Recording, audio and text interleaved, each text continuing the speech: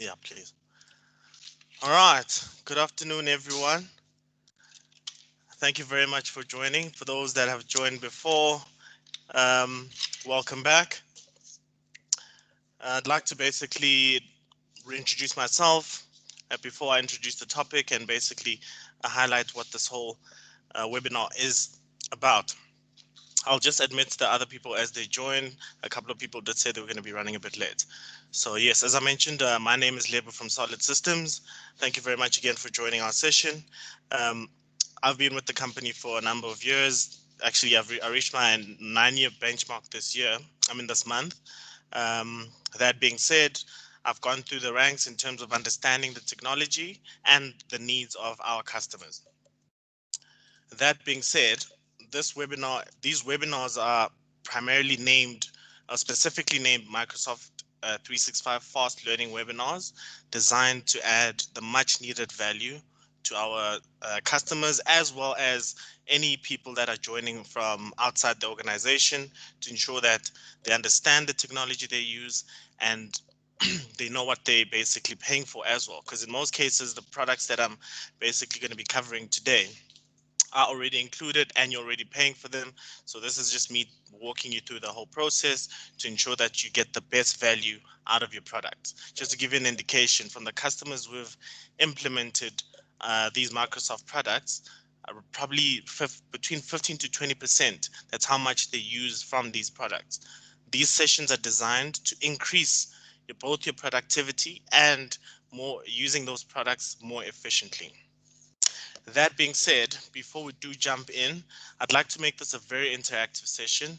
For those that were here last week or 2 weeks ago, rather, will be familiar with the house rules. And aside from the house rules, we at Solid Systems we basically embraced change in a very nice way, specifically around people being more flexible and working from home. And one of our sayings, actually, I think it's at the bottom of our logo, and I think at the back of my shirt over here, we're humans and not robots, and that ties into our culture. That being said, I do encourage everyone, as I know it might be a bit of an inconvenience considering the fact that a lot of people are comfortable at home. Please, I encourage switch on your videos so I can see almost the reactions, and like it's very nice to see faces and put names to faces. So I do encourage you to switch on your videos. And for those of you that are afraid of, I know for a fact when I'm working at home, it's not a very beautiful sight behind me. So I'm going to share my screen and show you a very cool feature that Microsoft Team has. All right, give me a second. Okay, cool. In the next couple of seconds, you should see a screen that basically shows the Teams meeting that should be in front of your screen. When you join the meeting, Microsoft Teams gives you a nice option to basically go through a preview before you join the meeting. If I were to turn on my video here, there's a very nice feature. Okay, cool. This one is without the background that you're seeing on the other screen. But if you click on this gray, this person that has lines across them there, it gives you a nice feature or option to select a nice background. So if I wanted to look like, I think most architects have houses like this that are very minimalistic. You can select that background, it blurs out the noise, it blurs out the mess, and it also makes you look a little bit more professional in terms of your presentation. I'm just going to stop sharing my screen again over there to go back to the topic at hand and also just highlight the house rules again. All right, sweet. Yes, in terms of muting, I have muted everyone. Please continue to stay muted unless, of course, you want to say something or ask a question. Another feature that Microsoft Teams has is a comment section. On the top right, depending on your Teams version, there's two little icons that show the participants. Right next to that is where you show conversation. In there, you can basically click to add a comment or ask a question. Mine will be open for the duration of this webinar to ensure that I can keep track of anyone who raises their hand or anything like that. As I mentioned again, Oh, just next to that as well, there's another feature where you basically can raise your hand to grab my attention to either ask a question or engage in a conversation. Uh, moving on to an additional feature, well, into an additional rule that I've basically tried created to simplify this whole process. I with computers, they work with ones and zeros. So to simplify the process in terms of writing out long answers or short answers, all the questions I will ask will basically be around SharePoint as well as the topics we're covering. And the answers that to answer those questions, we'll be using a yes and zero as a no, unless if you want to extend your answer, where you can either raise your hand or unmute your mic and speak. Before I continue, I'd like to ask, are there any questions or comments anybody would like to make before I dive into our topic? All right, sweet. That being said, just another reminder again, on the comment section, you can either comment one to say yes and zero to say no. And during the session that we're having now, if should you feel that maybe in your organization the sorry, I'm just admitting people as they're coming in. Should you feel that this technology is in your organization but is not being fully utilized, or whatever the case may be, please feel free to drop myself an email. You have my email, or you can, if you do have, if you are one of our customers, you're welcome to email support@solidsystems.co.za. I will include that email address in the chat just for those that don't have it or missed it. If you send an email through to support@solidsystems, and either one of our support representatives will address your request accordingly. Or for those of you who have customer success managers, you can highlight it to them and then we can unpack it together. That being said, our topic for today, following or just basically continuing from our last topic, for those of you that missed our last topic, where we're talking about multi-factor authentication as well as OneDrive Protect. Those two features were primarily surrounded or focused on security.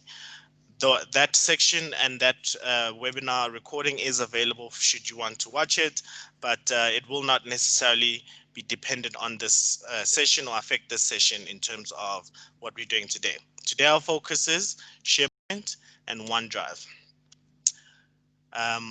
Those two things are interlinked, and I will show you how when I demonstrate and walk you through the whole setup and configuration. So with answering with ones being yes and zero being no, I'd like to find out from you, do you know what SharePoint is? And let's just start with SharePoint. So with SharePoint, do you know what SharePoint is? In the comment sections, one is going to be yes, zero is going to be no. As I mentioned, I'm going to be having a couple of these where I'm asking questions and trying to get you to interact as much as possible. Okay, I'm getting a lot of ones, which is great. Means that you're basically embracing the technology, and a couple of zeros. But again, with those zeros, it's great because now that means you're in the right place to get to know what SharePoint is. The second question is, do you know what OneDrive is? Again, one being yes, zero being no. Okay, for OneDrive, I'm getting a lot of ones, which is great because it means that most of your data is either in a central location or is being backed up. Sweet. I'm gonna start with before I start, are there any questions? Give you a few seconds. Okay, cool. No questions. Before I start, I just want to basically unpack how we're going to be breaking down this webinar. Our primary focus is going to be SharePoint, primarily because that is a system or a place that is designed for the data repository, and then OneDrive, and I'll show you how it links to SharePoint. But explaining what SharePoint is a platform that is designed primarily for data storage, but it has grown to such an extent where now within SharePoint, you can have collaboration, you can manage and build projects through there, and through the SharePoint platform and interface, you can also share information externally and have external collaboration. Within SharePoint, there's two main or different SharePoint sites. One being a community site that is designed for internal and external. Community sites are basically that, to keep the community informed, whether it's your internal community or your external community, where now you've built this amazing webinar that gives a perfect um, description of what your business is and what it does. And as opposed to redirecting people to your website, you can share specific in-depth information with somebody from a communication site that is built internally.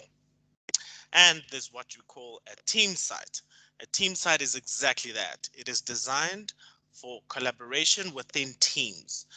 Teams being the team that, whether it's operations, whether it's the admin team, whether it's the accounts team or the finance team or the HR team. And the nice thing is that because it's a team site, it basically links up very nicely with Microsoft Teams. Microsoft Teams is a topic we're going to be covering next week, which most, if not all of you, have heard of, and it is exactly the tool we're using right now for this webinar. So without further ado, let me dive in and show you how Microsoft Teams or how Microsoft SharePoint site looks like and how to access it. Okay, cool. I'm just going to share my screen again. What you should see is a blue screen which has some of the Microsoft products highlighted on the left-hand side of the screen. I just spoke about Microsoft Teams just now, but most of you are familiar with these other icons, which is your Word, Excel, Outlook, and OneNote. Today, we are focusing on SharePoint. In most cases, as I mentioned, SharePoint is a data centralized system where basically you can access your information.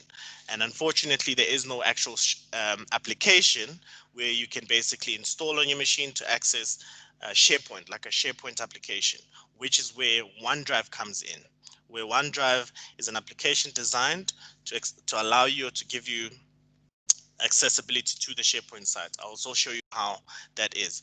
I'll come back to giving you a breakdown or an understanding of what OneDrive is when we get to that. So again, open any browser. My favorite site, which this is one thing that Microsoft always tries to do. They try to make things as very simple and very easy to remember. So as opposed to remembering a long address that you need to enter to access your data, all you need to do is type in office.com, and then what that will do, it will take you to this login screen. When you get to this login screen, your organization would have provided you with your login credentials. I have disabled multi-factor authentication. For those of you that don't know what I'm talking about, it's that second layer of protection that when I click sign in, I put in my username, I put in my password, and it also sends me a verification code to enter the site. But because I've signed in earlier on, I've already verified myself and all of that. But if you have any questions with regards to multi-factor authentication, please either comment on the box or raise your hand and I'll give you the spotlight. All right, sweet. So now you've entered office.com. You've logged in with your full username, which is your email address, and your password. Same email address and password you use to set up your email. Same email address and password you use to access your SharePoint sites. Now, when you are in here, what we are looking for now is SharePoint. You'll notice again, there's a lot of icons at the bottom going down on your bottom left of the screen. We're looking for the SharePoint icon. When you click on that, it will take you to the SharePoint site. This is the user-facing site. This is after the administrator in your organization or your IT department has configured everything else in the back end. So what you will notice is that under following, there's nothing. Under recent, there's sales and marketing, primarily because I've accessed it before. The beauty about how the system is designed is the fact that if you have permissions to something, they'll either share a link with you to access that site. But if you, for instance, come in here and you don't know, you don't see anything, do not panic, because all you need to do is that if you go to the top here and type and search for sales, for instance, and click search, everything that has to do with sales in this SharePoint platform will come up, whether it's a sales document, whether it's a sales Excel sheet, or whether it's a sales whatever it has to do with the word sales. But what we are looking for now is the SharePoint sales and marketing site. So here it's highlighted at the bottom, sorry, at the top of the site. When you click on that, it should open up the sales and marketing, SharePoint site. What you see over here is what we call a team site. We are focusing on Microsoft uh, SharePoint team site primarily because this is what we recommend, as well as what we're implementing, primarily because it links very nicely into the Microsoft Teams application. I'll show you that in our next webinar. But in essence, the integration that Microsoft has given us is amazing. The reason why today we're focusing on the Microsoft team site is to show you how to collaborate and build out those teams in terms of departments. So again, the beauty about this as well, if your organization configures it or your IT department configures it correctly, you'll have access to the sites that you need access to. For instance, if I went back to the previous page and I typed in finance, I hope I spelled that right. Yes, what you will notice here, finance will pop up, but if I click on finance, oh, sorry, I gave myself access to finance. But in essence, let me find a site that I do not have access to.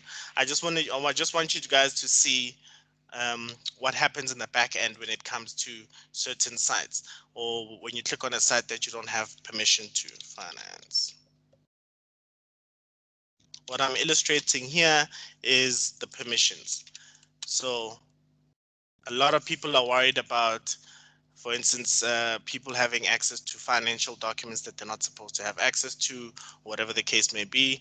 This alleviates the pressure and any stress when it comes to that, because if you're not a part of the correct group, then you will not have access to the finance side. But in essence, when you click on it and you don't have access to it, you'll get a nice message saying access denied.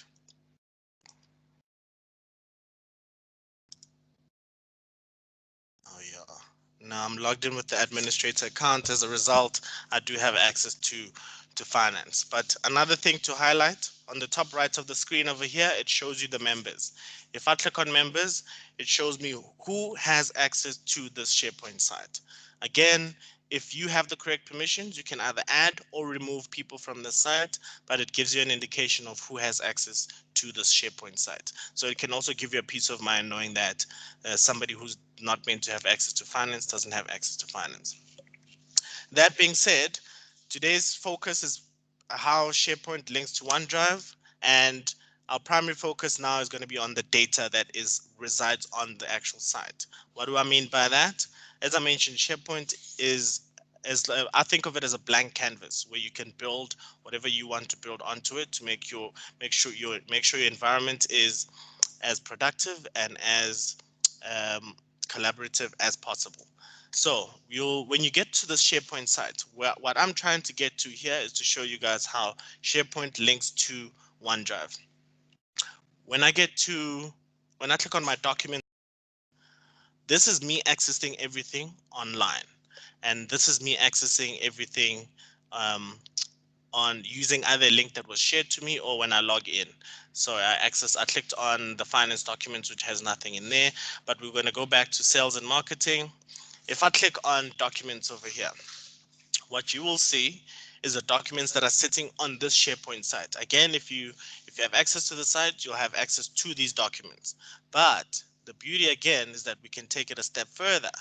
Is that, for instance, in sales, there's a couple of things we can configure. One, if this is sales material, we can configure it to such an extent where everyone can view the content in here, but delete nothing or change nothing. And we can also take it a step further and also limit people from not from seeing things that they're not meant to see. So I can have full access to this SharePoint site. That being said, there can be all these documents in here, but I can remove access to specific documents, which will result in me or the person logged in not seeing them. But for the purpose of this exercise, we have not configured any of that at this point in time. Just highlighting that so that you do know about it, and you can also uh, raise it with your IT department should you want to look at those options. Before I proceed, are there any questions that people might want to ask? Okay, cool. No questions thus far. So sweet. Now you're in SharePoint. Now you can access your data. For instance, in here, there's this marketing to audience, to your audience. If I click on that, the beauty about SharePoint is that I don't need to go and now find a machine that has all the Office applications installed for me to work, edit, and share documents. Everything I'm doing now, I am doing online. What does this mean? It means that whether I'm working from home, whether I'm working from my girlfriend's machine, whether I'm working from my colleague's machine, wherever I'm working, if I have access to the SharePoint site, I can simply log in and edit from the get-go. But before we get to the editing, I just want to highlight or go back to the previous page so I can show you how, again, SharePoint links to OneDrive. That being said, when you get to this page, in most cases, it's almost like a tedious process to have to always log in and access those documents. So this is where OneDrive comes in. Remember what I said in the beginning, OneDrive is an application designed to give you ease of access in terms of accessing your SharePoint directory. What does that mean? At the bottom right of my screen here, I have OneDrive installed. I have OneDrive configured already. What does that mean? It basically means that the OneDrive application is installed on my machine and I signed in using my same email address and password that I used to log on to this website. That being said, to make life easier for yourself, a lot of people live in here. And what I mean by in here, this is your file explorer. Whether you click on your desktop, you see your desktop icons. Whether you click on your documents, you see your document icons. So this is where OneDrive plays a very huge and key a key role. If I click sync from my SharePoint site, what that will do, it'll basically sync the directory, not download the files, but sync the directory to your local file explorer. I'll show you what I mean by that. If I click sync here, it'll take me through the process. So this is your first pop-up. Different browsers have different pop-ups, but they all say the same thing. Do you mean to switch to the apps, which basically is pointing to the Microsoft OneDrive app? If I click yes here, what you will notice is that we're going to get an error saying, sorry, I must contact support. And in this case, I'm support. But this is probably because I synced it earlier on. Let's just try that again. I just need to restart this application. Give me a second. Oh, and another thing, when it comes to OneDrive, 9 out of 10 times, the old IT saying is that a reboot of your machine solves 90% of your problems. In this case, rebooting your OneDrive application solves 90% of your issues. What do I mean by that? I just open it again for you and show you what I did to reboot my application as opposed to rebooting my whole machine. So I went to the bottom right of my screen, I right clicked on OneDrive, and then I went into this option here that says close OneDrive. By doing this, I'm basically closing the application that is running on my machine. And to restart it, all I need to do is just open the search menu, click OneDrive, click on there.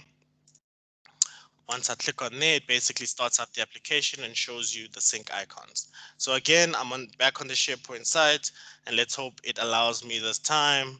No errors. Oh, this looks bad.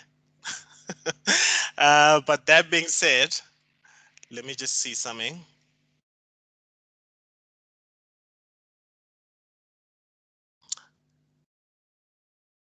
I did sync this site earlier on onto my machine. I'm assuming that's why. Again, if you run into errors like this or that looks like this, again, take a screenshot, send it to support@solidsystems.co.za, and I can assure you, you'll get the much needed support that you need. For some reason it's not working. You can troubleshoot with your IT department, but once it's synced, I just want to skip to the next stage because it's going to take some time for me to troubleshoot if I were to troubleshoot. But I know what that error is. It's that error popped up primarily because I had just synced it before when I was testing. But if once the file is synced, you should see it sitting underneath your OneDrive applications over here. And the reason why I wanted to sync it is because I wanted to show you how it looks when it's sitting on your machine. Again, these files over here are synced to SharePoint. What does that mean? It means that, as I mentioned, it syncs the directory onto your machine. Sorry, I see some people squinting there. See, this is what I love about actually seeing faces, because now I can cater to those that have bad eyesight like me, because as you can see, I'm also wearing glasses over here. I'm just trying to increase the resolution here. Display. Oh, for some reason it's not allowing me because it's a virtual machine. But I'm gonna bring something up on the same screen that's basically going to show you what I'm talking about. What I'm talking about is the icons that define what the OneDrive icons mean. Give me a second.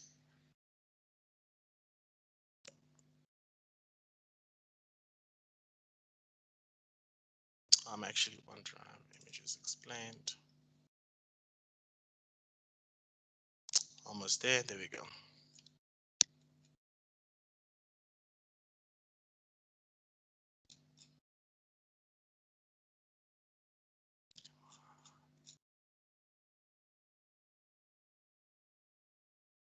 All right, I'll just move it over to this screen over here.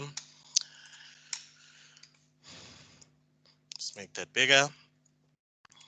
Okay. So what you were battling to see on that screen and what I was trying to show you is the file directory.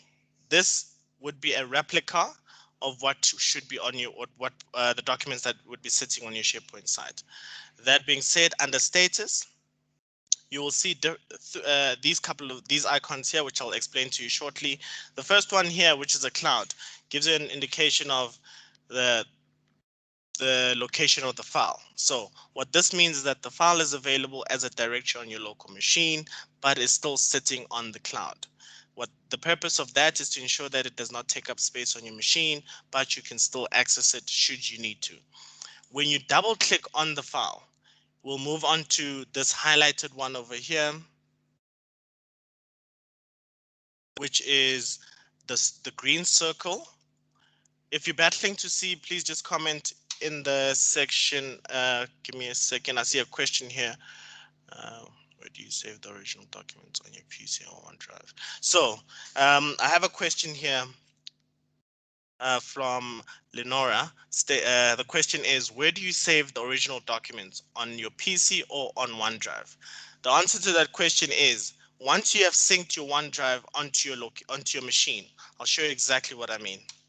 Once you've synced your SharePoint site onto your machine, what happens then is the fact that whatever changes you make on your local machine, sync onto the cloud. Whatever changes you make on the cloud, sync back down onto your machine. This is done again through the OneDrive application because it is the third party that links your SharePoint to your machine. That being said, please just can you just confirm with the 1 or 0 for me? Okay, cool. I see you like that to confirm that I answered your question. Okay, sweet. Just continuing to explain these. The solid circle with the green inside. Sorry, I skipped the previous one. So the round circle with the tick means that I have double clicked on the file and it has downloaded onto my machine and is now available for me to access it and use it. I'll demonstrate these once I've explained them. The solid green circle, for those of us who like to travel or who work between home and the office, you want to make sure when you're working on a file at home, there's no, even if the internet's slow, whatever the case may be, it's still accessible wherever you go. So when you right click on that file, you make it available on your machine. Again, I'll explain that in depth. And in terms of these circles that are going around over here, those just basically give you an indication that your OneDrive is busy syncing whatever changes you've made to that document. Whether you've made the changes, but sometimes it happens to go around randomly, do not be frightened about that. Because of the feature called core editing, it might mean that somebody else made changes to it, and now those changes are syncing down to your machine as well. The last one over here is one that I do not like seeing, and in most cases you won't like seeing as well. It means that there's a sync issue. This basically means that should you make changes or try to save something in that file, it will not sync for whatever reason. Do not fear, because how the application is designed, it basically tells you to,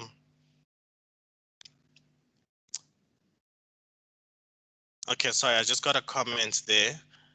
Okay, cool. It's just basically a suggestion on how to increase or decrease the size.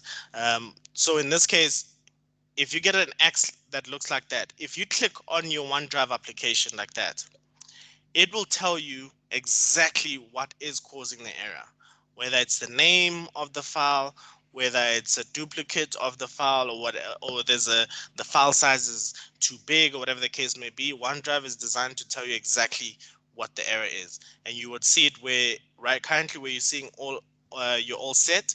You will see that red X over there with the definition or description of what the error is. Okay, cool. So now that I've shown you what the symbols mean, I want to show you how they look and act in a real life situation. So if I go in here, let me just find the documents that I was working on, general. So if I go in general over here and I open training material, as you can see, it's busy. All these files over here are sitting on the cloud. What I want to do is show you details so you can see the status. Under status, they're all showing a cloud to symbolize that all these documents are sitting on the cloud. What that means, give me a second. Yeah, no, I think the font over here is a bit small. Give me a sec. I'm trying to increase it.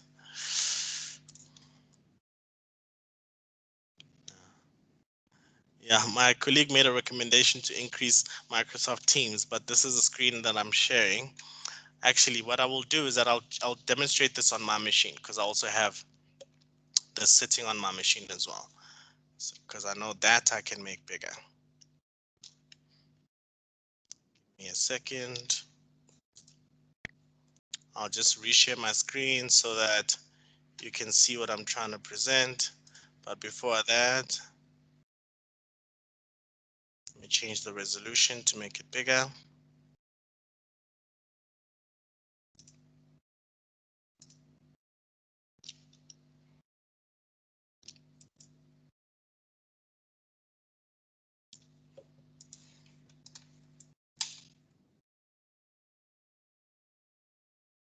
Okay, I'm just going to share my screen again.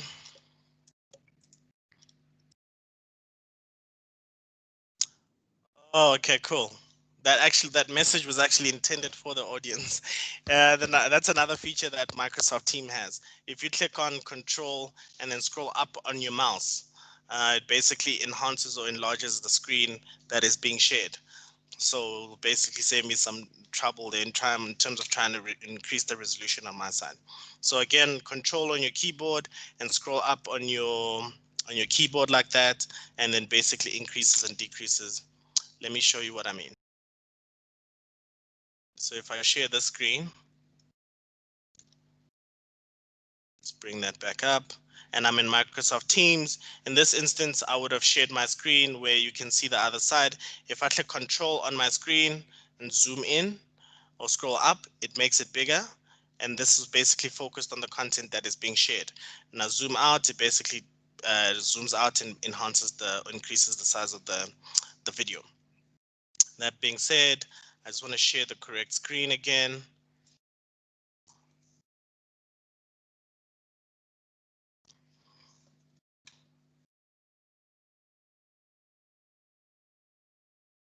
All right.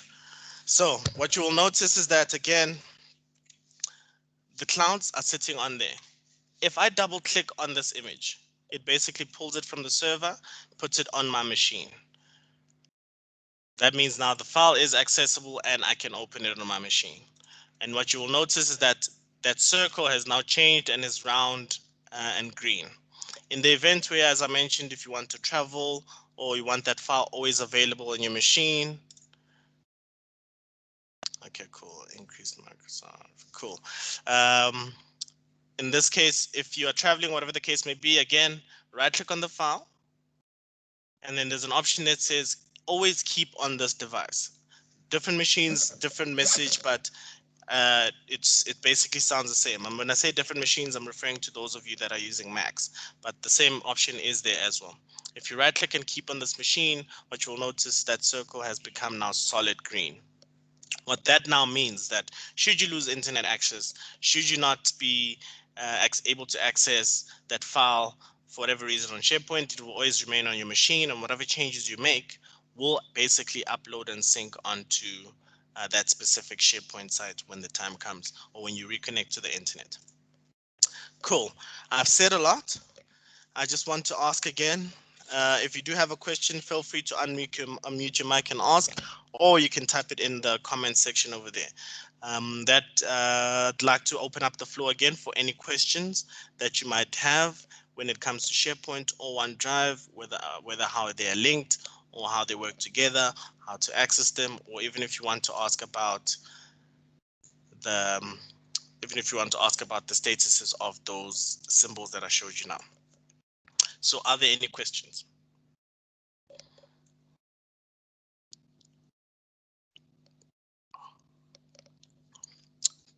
Great.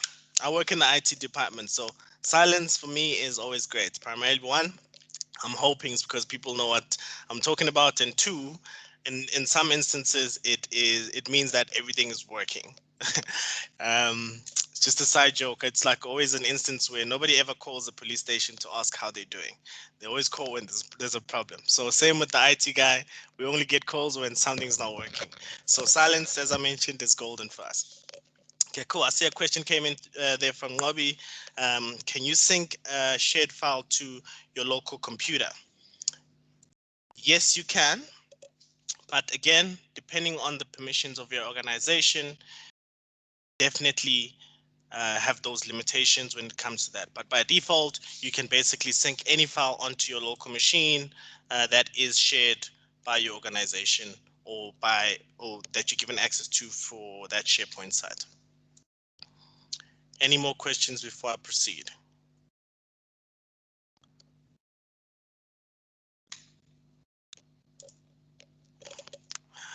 That's a nice question, but that basically they're asking about how to access or the recording. What I will do is I will at the end of this webinar session, I will send out what we call a feedback form. One of my favorite sayings is feedback is the breakfast for champions. So on that email that you'll receive, it'll basically have a few smiley faces and a few not so nice faces. Just it will come with the rate, like that's basically my rating for this webinar. Aside from that, I'll also include last week and this week's videos, which will highlight the topics we've covered and will also highlight today's session. All right. Please give me a thumbs up if I've answered your question. Okay, cool. I got to thank you there. Thank you, Lemise. There's another question that came from Lobby. Does it have to be synced from the folder or directly from the SharePoint link? So there's two ways of sharing information. One, well, there's many ways of sharing it actually, but our primary focus today is on the data that sits on SharePoint. One, they can either share this, they can share this SharePoint site with you, which gives you access to the entire directory. Or two, they can share a specific folder that's sitting in a SharePoint site that you have access to. And three, they can share a specific file that is sitting on SharePoint that you can either open and edit directly online.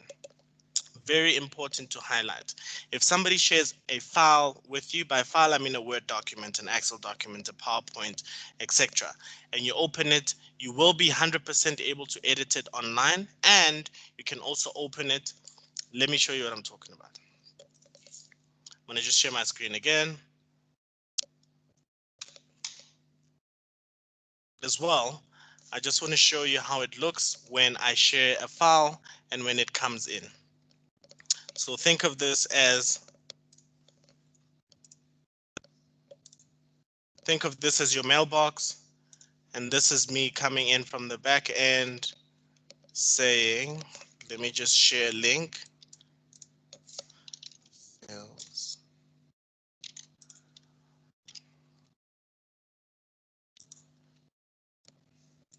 So this is actually, that was actually a great question, because I want to show you how it looks like when somebody shares. I'll share all three. I'll start with the first one where, okay, I'm already a member of the site, so can't really share it again. So we'll go share a folder that sits in the sales and marketing.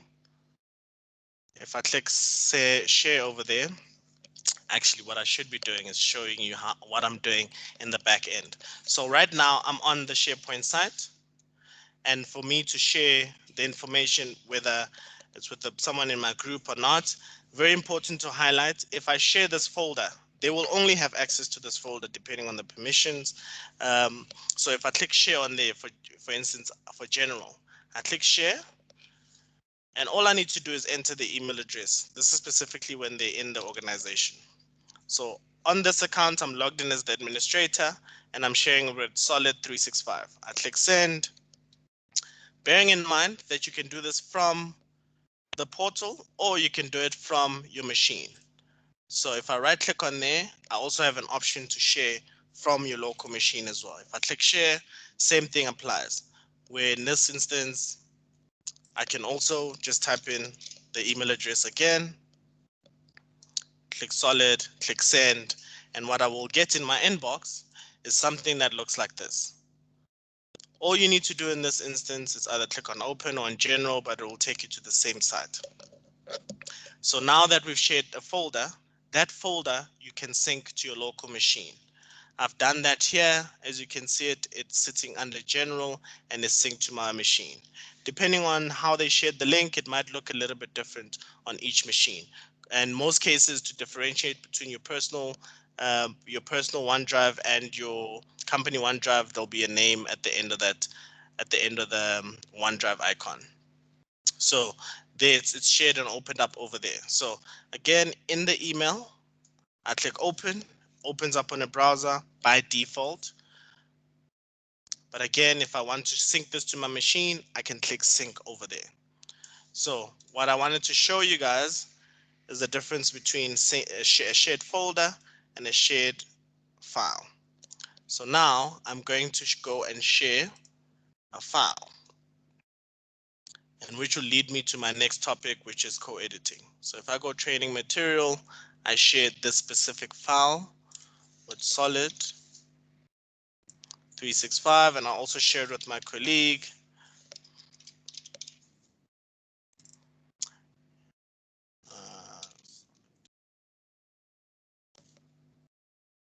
And I click send.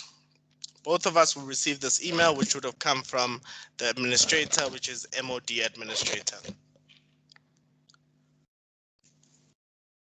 There we go. So when this comes in, I'm also just going to ask my colleague to open up that same file that I've shared with them, and then we'll demonstrate what we call co-editing. This is a great feature primarily because a lot of us, if not all of us now, are working between home and the office. The biggest fear a lot of people have is a synchronization when it comes to data. What I mean by that is the fact that I open up a document, I work on it. Once I work on the document, I save it. Somebody else opens up the same document and saves that. Now we have two different versions of the same file. Give me a sec. I think somebody else is just joining us. Or is that a question? Okay, we have two different versions of the same file. That causes a lot of conflict issues, a lot of duplicate files, and whatever the case may be. The feature that I'm talking about now is called co-editing, and what it does is it allows anybody within the organization who has access to this file or this folder to be basically to be able to open up the same file and work in it at the same time. What do I mean by that? I'm logged in. Here's with the Solid 365 account. I'm on this document. What you will also notice is that my colleague is also logged in there and is also working on the same document.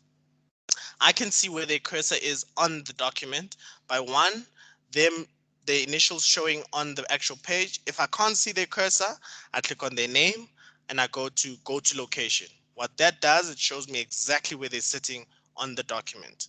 And Microsoft obviously abbreviates it so that if there's more than one participant who's joined the or is actually working on the document, you see the initials. If you're not sure who it is, click on the person, and then obviously you'll see the name and last name there, or whatever the case may be in terms of identifying who's working on the document.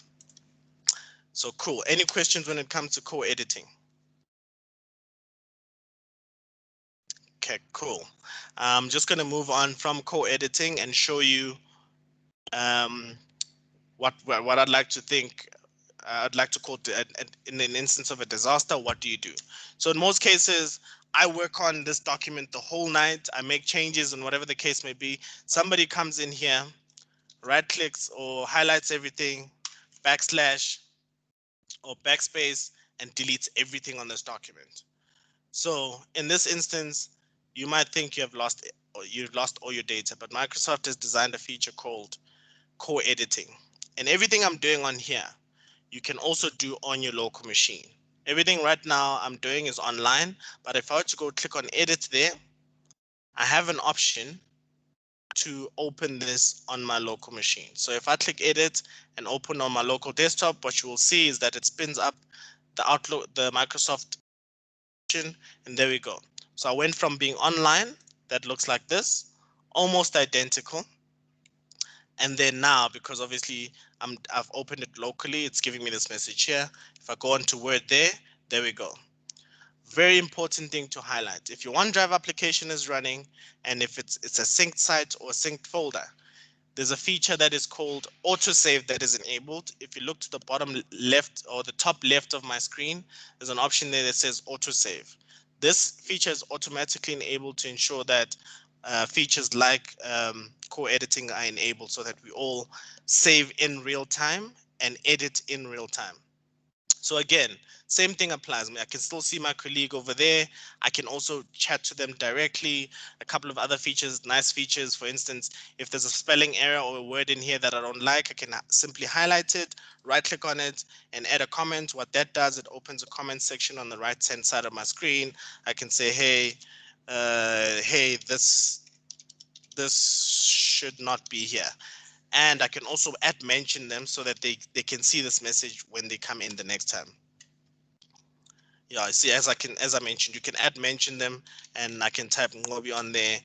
It will send them an email notification stating that I have just made a comment on there. They can either comment on here, but if they've resolved and removed this, they can just click on resolve, which will eliminate this issue or eliminate this error. As you can see, my colleagues had commented on this document a little while ago. Very important thing and nice feature about Microsoft is the fact that it keeps timestamps. Again, I digressed a little bit. I'm going to go back to my point. My point that I was trying to highlight is version history. What am I talking about? I'm talking about if somebody were to come in here and had deleted an important file or deleted an important section of the document. This applies to your Excel, your PowerPoint, and Microsoft products you might have on your machine.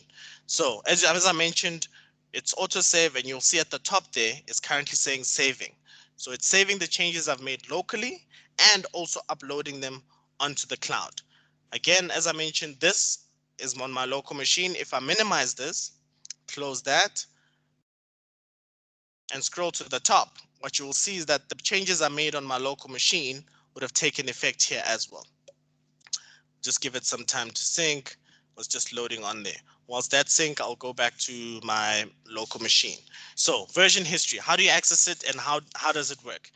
where you're seeing the name of the file and we click save and it says saved. If I click on there, there's an option there that basically does three things. Basically tells you the name of the file and the format of the file, which site it's sitting on, and most importantly, version history.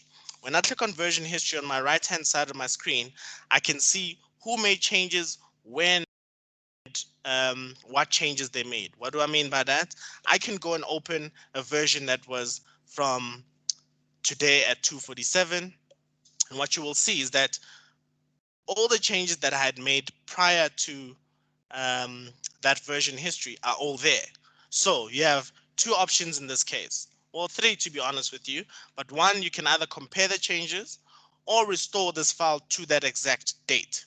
This is great primarily, as I mentioned, mistakes happen. We're all humans, not robots, and I can delete either a file or a text or whatever inside here, but it is recoverable, and there's something called version history which will help you with that. In this instance, you can either go save this specific file in a different location, or Microsoft gives you those options at the top where you can compare. What compare does, it shows you line by line what was removed, who removed it, what time they removed it. You can either reinsert it or whatever the case may be. Here's the original at the top here, and here's the revised document at the bottom. You can go scroll down document word for word and you can see exactly what was changed. So cool. That is co-editing. Any questions from anyone with regards to co-editing? Okay, I see Ngobi responded to my comment over there. As I mentioned, everything that happens on the document, if you do not see it in real time, what Microsoft does is that it sends you an email to basically inform you that there was a comment on that document. And again, if I don't know where this document, whatever we're talking about, Microsoft includes it in the email. All I need to do is click on it, takes me to the document. It will highlight whatever Ngobi's comment is. Again, it opens on the browser by default. And should I want to, I can export and work on this document outside outside of the browser and on my local machine. So cool. Again, I've said a lot, so I'm just going to ask the question again, and I'm going to start with SharePoint again, with ones being yes, zero being no. Do you know what SharePoint is? Please comment on the comment section there, so I can see if there's still any zeros there that I can basically highlight or explain further for. Okay, I'm seeing ones, I'm seeing ones. Okay, that's great. Okay, no zeros. Perfect. That being said, again, if you had missed anything, whatever the case may be, this recording won't be made available in the email I'll be sending out after this session. Next question is, again, one being yes, zero being no. Do you know what OneDrive is?